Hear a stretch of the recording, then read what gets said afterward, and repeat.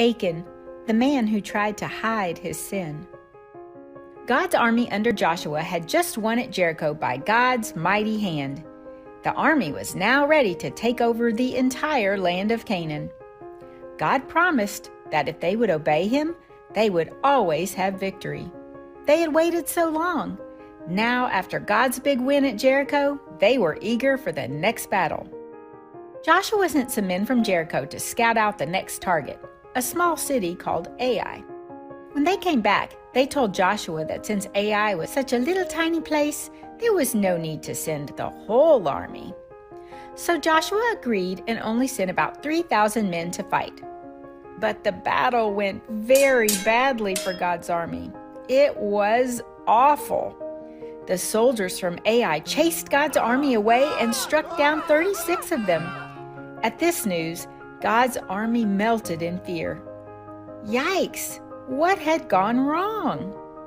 Joshua and some of the other leaders tore their clothes, sprinkled dust on their heads, and fell face down to the ground before the ark of the Lord. They stayed down on the ground like that all day.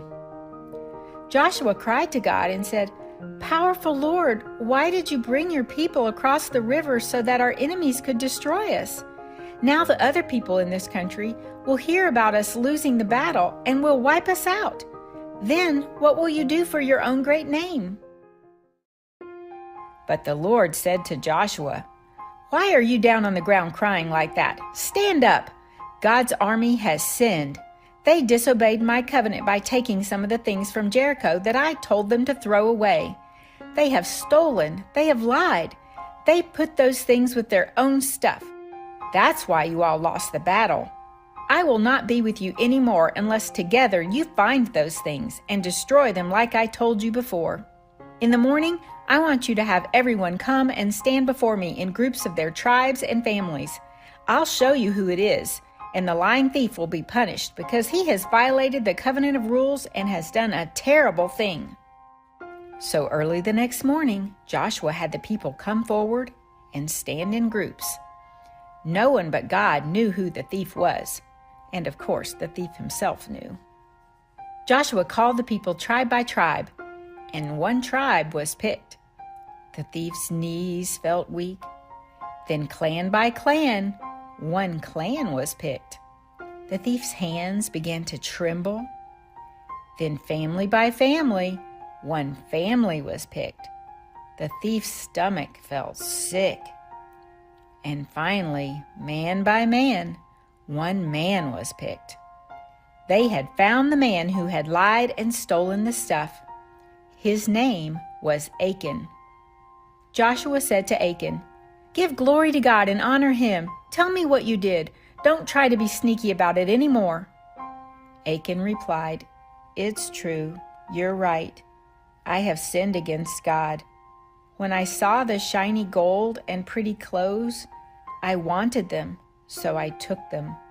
Then I hid it all in the ground inside my tent so that no one would see it." What was Achan thinking? Did he really think he could hide stuff in the ground and God wouldn't know? He probably thought to himself, "No one will know. I won't be hurting anyone if I just take a few things. And even though I know it's wrong, I won't be hurting anyone except me." Wow, Achan was sure wrong about that.